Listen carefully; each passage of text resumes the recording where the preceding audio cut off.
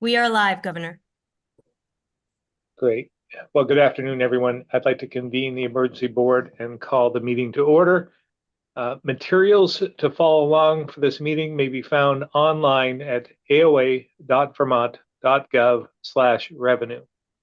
So we'll first take up agenda item number 1, the Rapid Response Mobile Home Infill Program. And I'd like to invite Lindsay Curley, our Agency of Commerce and Community Development Secretary, to present. Lindsay. Thank you, Governor. Hi, everyone. I'm here today to request a $7 million transfer to the Agency of Commerce and Community Development and the Department of Housing and Community Development in response to July's multiple flooding events, past floods, and the growing threat of future floods, all of which have intensified our state's critical shortage of affordable housing. This funding is essential to launch the Rapid Response Mobile Home Infill Program to address the urgent need for affordable housing across our state, which has been exacerbated by natural disasters.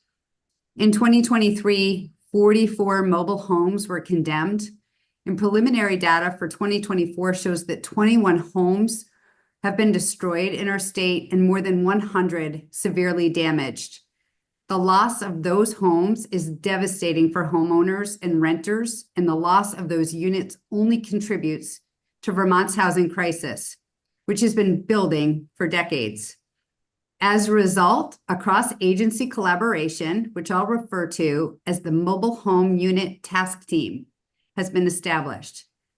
This team, involving the Agency of Transportation, the Agency of Natural Resources, Buildings and General Services, the Agency of Commerce and Community Development, Agency of Human Services, Department of Public Safety, and executive staff, has developed a rapid response mobile home infill program, an innovative and efficient strategy to rapidly provide much needed housing for Vermonters currently seeking home ownership or those looking to find a new home following the flooding events of last year and this year. Bringing people into home ownership also has the potential to free up rental units for those who are seeking rental housing options. Our goal is to add 30 mobile homes by the end of the year and up to 100 by the end of fiscal year 25. This will be achieved through a comprehensive approach, including site identification, site improvements, home production, and support services to connect low-income home buyers with permanent housing options. Under the oversight of ACCD, the Mobile Home Unit Task Team will manage the program, streamlining processes and leveraging state resources to place mobile homes quickly and efficiently. Collaborations with AOT, Vermont State Housing Authority, and mobile home communities will ensure rapid site improvements and placement of affordable, energy-efficient homes. Should you approve this $7 million transfer, ACCD will direct funds to the Agency of Transportation for lot improvements to ease the financial burden on homeowners. Additionally, we will partner with VSHA, granting them funds to purchase mobile home units. VSHA will manage a replenishing fund or a revolving fund where the cost of mobile home units will be repaid by homeowners at closing and then reinvested into purchasing additional units and making further lot improvements. Our goal is to provide approximately 250 new energy-efficient homes to Vermonters over the next few years. In closing, the Rapid Response Mobile Home Infill Program will provide low-income Vermonters stability in a time of crisis, and it will strengthen Vermont's recovery as we face more frequent weather-related disasters. I know you've all received a detailed proposal, and you've had some time to review that and ask questions. At this point, I'd like to offer you an opportunity to ask any additional questions or maybe time for you to ask for some clarification on that's specific to this proposal. Are there any questions? Well, we obviously, Governor had questions and submitted them and had responses. I think we wanted to be very clear in terms of accountability, who's the lead entity. We also had heard that there is federal money for really efficient housing units. And so we want to make sure that we are leveraging any of those federal dollars. And then the other thing we really struggled with, and that is we already have two manufactured home related programs already in place. And how does this align? And how many people are out looking for unused spots in various mobile home parks? So I will let my colleagues if I've left anything out, but we really wanted to make sure that we clearly understood the proposal. It's good to see the collective resources of the state brought together because that's long overdue. And so I think our questions have been answered and incorporated into the program description that we have finalized and we have today. So I'll just Other say, members, other legislators. I'll just say that that I can say for myself, my colleagues as well, is that we appreciated the week of time in order for us to interact with your officials and your agency heads to get questions answered in a very timely way and to go back and forth to get that next level of information. We realize that this is the beginning of this, and it looks like it will have a report back at our joint fiscal committees coming up over the fall, and we'll see how well this goes and look forward to seeing, like in the BAA, how does this get incorporated into the way that we do business, or if it doesn't work or isn't as successful as we all hope, then we can reestablish a different path. But I think it's worth trying. Well, again, we appreciate the questions and the opportunity to clarify some of that and hone in on some of those areas as well. And we do look at this as an opportunity to test drive this type of concept, and we might be able to utilize at least parts of it with what we do in the future. So again, it's a great time for us to showcase the cross-departmental opportunities and skills that we have amongst many Vermont state employees. So it was a joint collaborative effort. We realize it's going to put stress on the staff, and that wasn't accounted for, but I'm sure that will be a part of what you'll be tracking and accountability, because I know that all of our state employees are working very, very hard in many directions. The only question we had is if BGS went out and actually procured more homes than we were able to cite. But then I answered my own question, and that is, well, BGS is very good at surplus sales. So if it turned out that we had that problem, which we have been assured we don't think would be the case, we do have a mechanism if in fact we should somehow have procured more homes than we are able to cite. So that was one of the questions we had as well. Just to clarify that, VSHA will be buying the homes, so they will have the homes as they come in and put on the lot. So that should take care of that, and we only have to order as many as we need, in terms of, and we'll see very quickly how successful we are, I believe. Yeah, well, even if they are owned, when we're talking about collective state expertise, you do have an agent department that has a lot of expertise in terms of anything that turns out surplus.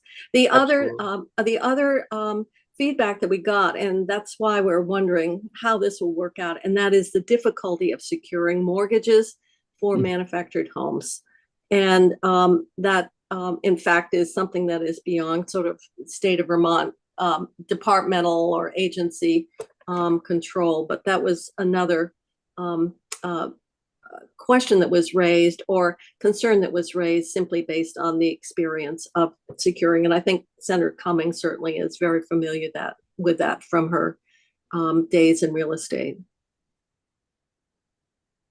Are you interested in hearing a little bit about that? We do have Kathleen Burke from VSHA on the line, who might be able to, ease a little bit of the concern about that, talk a little bit about what they're seeing. Is that something you want to hear, or are you feeling like you're in a good place about it? I guess for the sake of time, I guess all we would have is assurances that you've thought this through and you're confident that financing can be arranged. But that's only myself. I know people have tight schedules. Yes, we have down payment program assistance programs out there, and we feel confident, and thank you for asking the question, and happy to take that offline at some point if you'd like more. Yeah, VSHA feels quite confident in being able to distribute these and get them mortgages and so forth. So they seem as though they have this under control, and we'll find out. Well, I would make the motion, but do we have to read the whole motion? If we have a motion to transfer $7 million from the Treasurer's Bond Retirement Appropriation to the Rapid Response Mobile Home Infill Program, as explained in item 1 in the meeting materials. Would that work?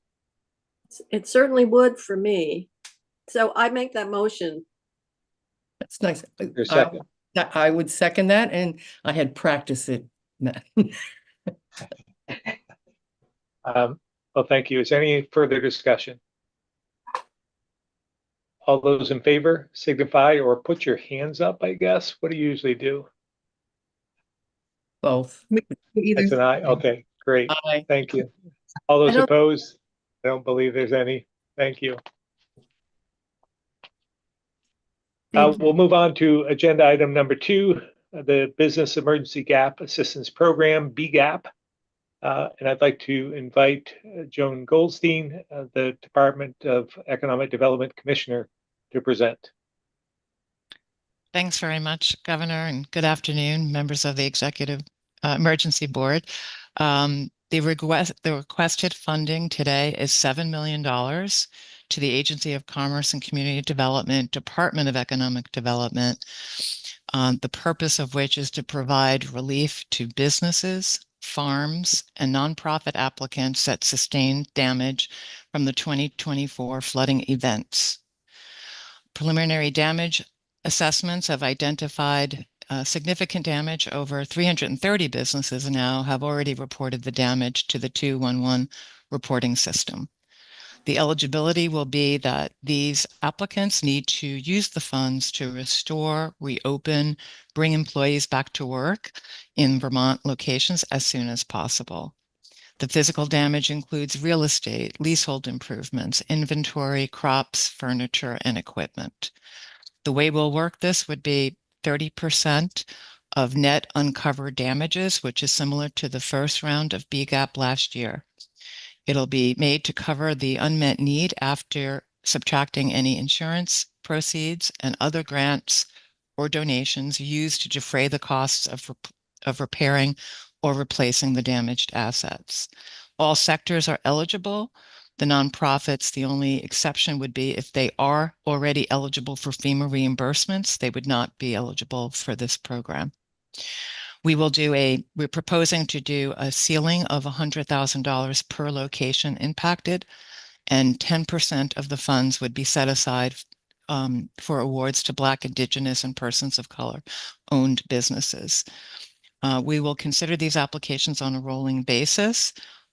We will ensure that 40% of the funds will be reserved for applications from agricultural businesses until November 15th. After this date, any funds not allocated will be released to support the other applications. And applicants, again, similar to last year's event, they provide photographs, insurance, damage assessments, estimates for repairs or replacement. I didn't prepare any other written words about this, and let me know if there's any questions. I'm happy to answer them.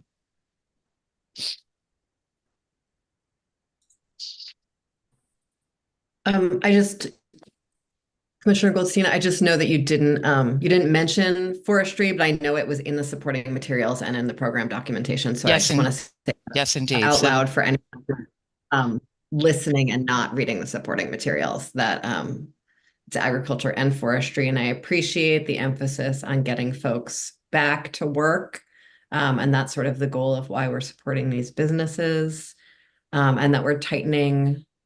We're really like following up on the lessons learned from the last BGAP program and tightening up the program a little bit from there. So thanks for your work on that. Thank you. So I'll just add that in conversations over the week that we have been looking at some of the proposals that were brought forward. I think, and I can't speak for the entire legislature, but I think there are many members who are looking forward to actually formalizing maybe going forward come January, a more permanent type of program to help businesses, because this situation is not going away, as we're finding out even probably this weekend. Oh, perish the thought. Indeed.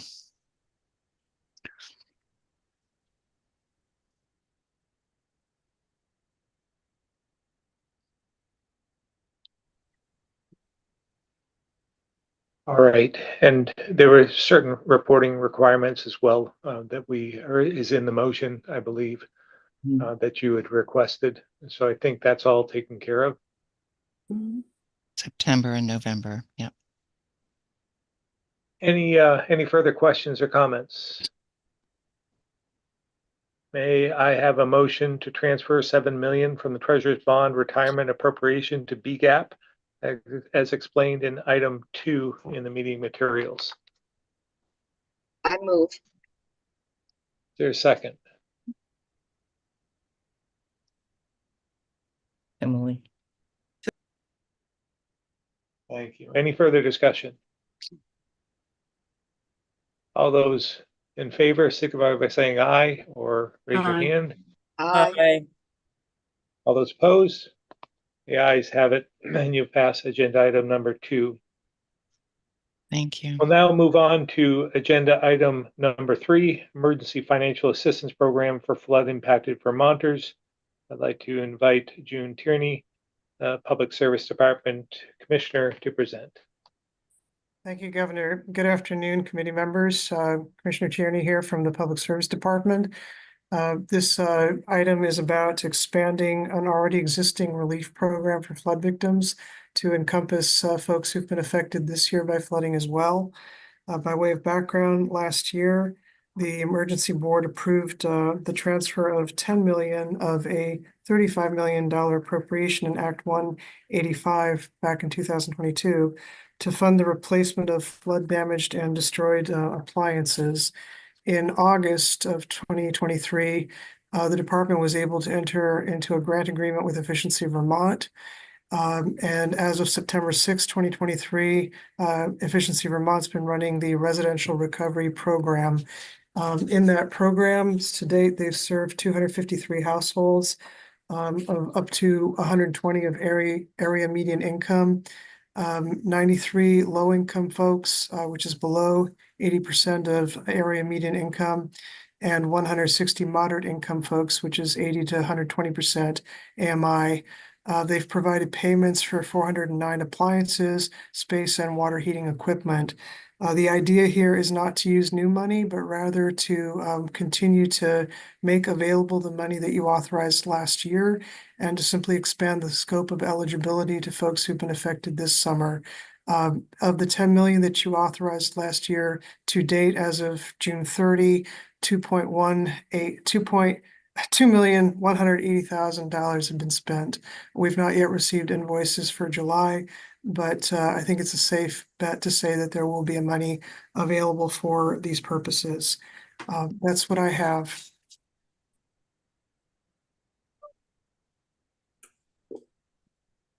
Oh. Questions? I could put my hand up. Go ahead, Senator Kitchell. I'm looking for my thing to put my hand up. Commissioner, one of the things we were just looking at is the motion. And last year when we created it was damaged and appliances and damaged equipment. Yes. And so we wanted to make sure that we were continuing the program as it currently existed, but would expand it by extending to the more recent floods.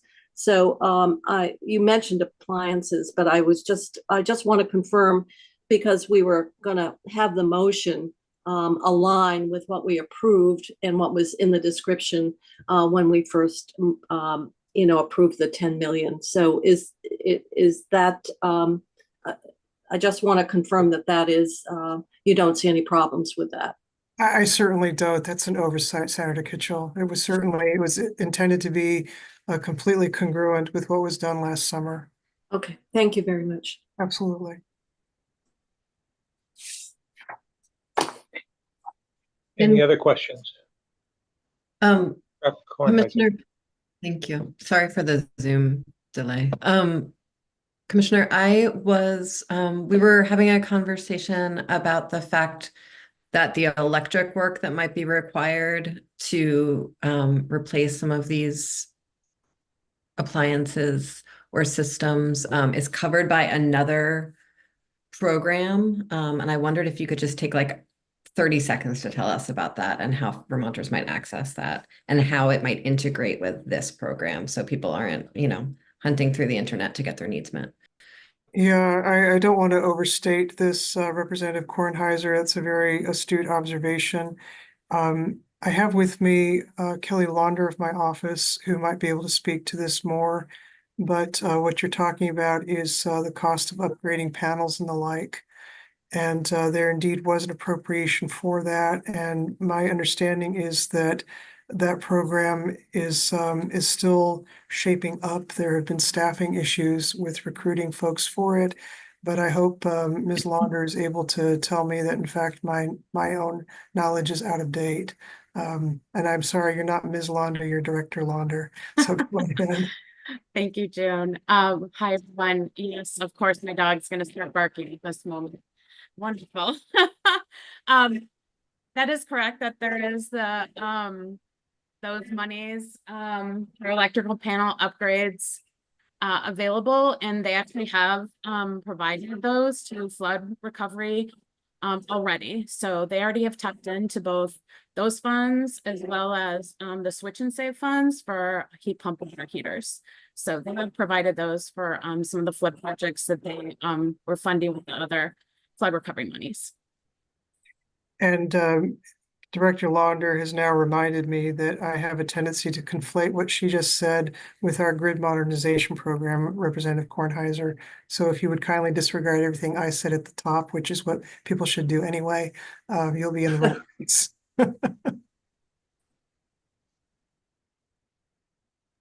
Governor, that's probably news to you that you should disregard me, but it is not. I actually really love speaking with you and generally find you to be very knowledgeable about the programs. And thank you very much. My pleasure. I have Any further clarifying questions? question. Yeah. Yes. Kelly, so when you're talking about this other program, for example, so much of what we've been trying to do is move electrical panels and stuff out of basements and up. So this program that you're talking about, I think this gets to Rep. Kornheiser's question about in the field. Is that operated by a different entity than Efficiency Vermont, and how do the two programs coordinate if they're separate entities? The electrical panel upgrades and the switch and save program is also in the same grant agreement actually as the flood recovery money. And it was stated that they should prioritize flood recovery for those other two programs when possible. So it's all being coordinated with Efficiency Vermont. And they will be doing some subcontracts for the electrical panel upgrade to both Burlington Electric Department, Vermont Gas, and Green Mountain Power as well to help distribute the money and get the work done. But right now it's all definitely being coordinated by Efficiency Vermont.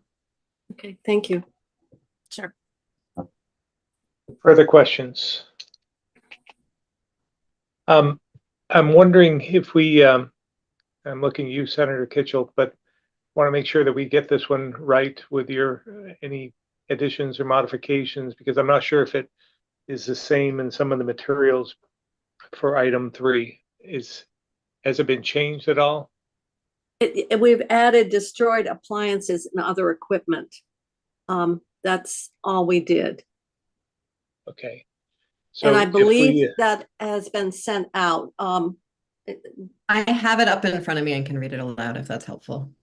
I have it. That's what I'm wondering. Maybe we should just read because it's been changed slightly, just read the motion and see if there's a second.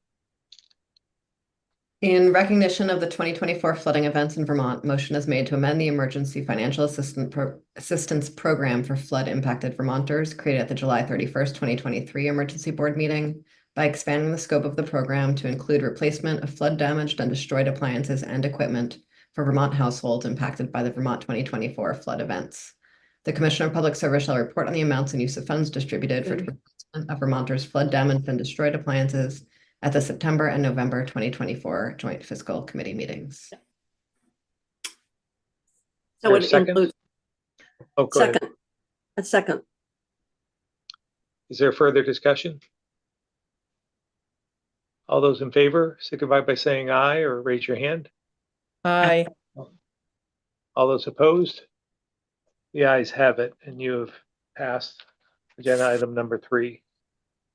Is there any other business that needs to be taken care of today? Maybe a motion to adjourn? So moved. I'll second. All those in favor, signify by saying aye. Aye. All those opposed? The ayes have it, and we have adjourned the emergency board meeting of August 8th. Thank you all very much. Really do appreciate